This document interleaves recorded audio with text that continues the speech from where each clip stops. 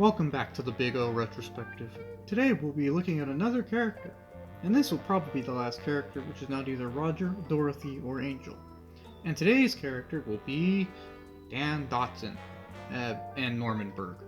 You see, I consider Datsun a critical character, as his presence is consistent throughout the series and warrants attention.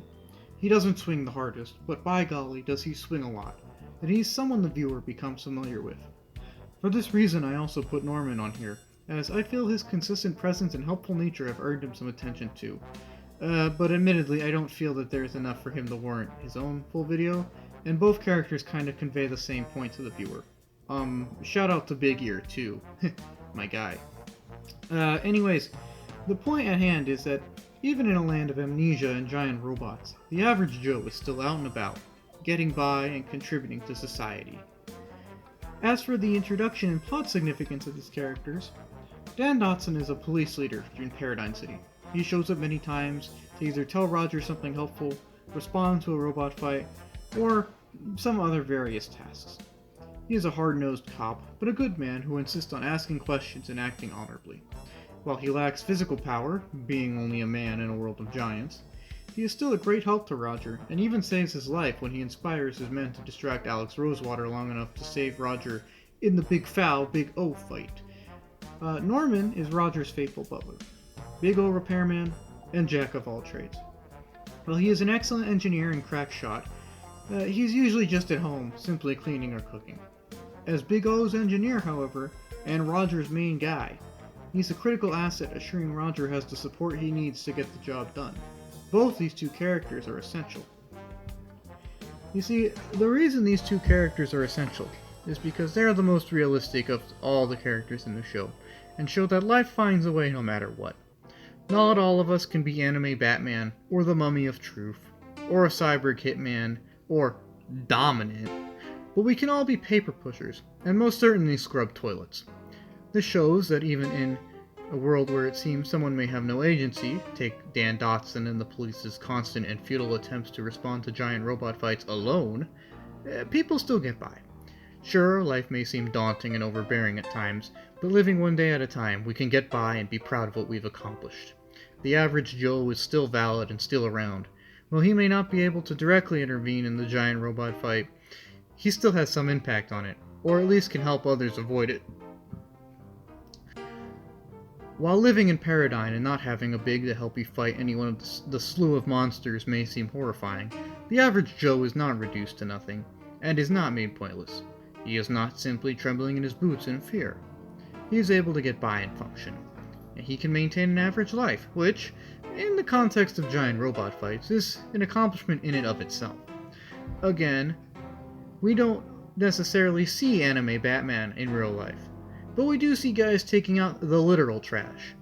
And in all honesty, if I were to live in the Big O universe, I would probably have even more of a mundane life. That's not a knock on the characters or myself, however. In fact, I feel that their mundane nature is good writing, and it shows a strength, the strength of finding purpose in the mundane. While the word mundane might have a negative connotation, it should not necessarily. While everyone is different and unique in their own ways, they also carry out a lot of mundane tasks and responsibilities.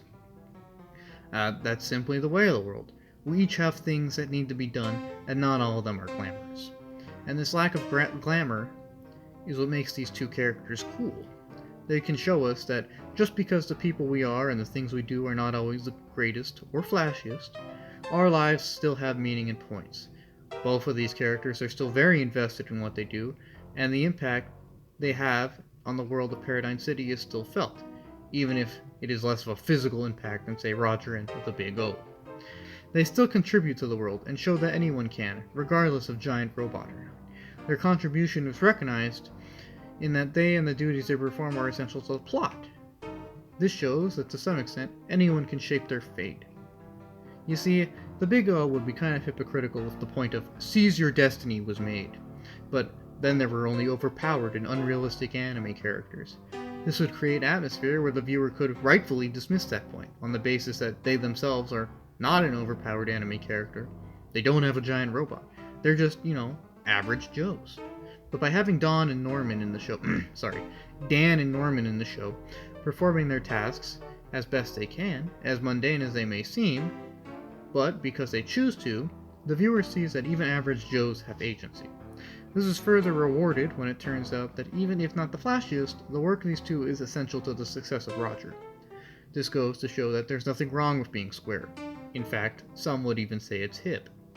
There's no reason to be embarrassed that you are not the one in the giant robot, because in reality, most of us will not be. And even if you were, well, you can't work on an empty stomach, or function in a world without clean toilets. So, even if you were the one in the giant robot, you would still need the ones who are not. Roger still very much needs Norman, and both are valid and dignified men. You see, while we would like to engross ourselves in the role of Roger Smith, Negotiator Extraordinaire, and we would all think it'd be super cool to pilot the Big O, 'cause it would be, larger-than-life characters need average Joes in order to function, let alone stand out. Sure, Roger has to save the world, but has he ever had to file a report that's due tomorrow but forgot to because his boss is an ass? No, but I'm sure Dan has. Sure, Roger has to stop Rosewater, but has he ever had to clean a shower head covered in hard water? Well, Norman has. Anyways, my point here is that these two characters and their mundane nature helps the viewer relate and emphasizes the unique role of Roger Smith. By showing off two characters so mundane, it makes the unique hero of Roger Smith stick out more.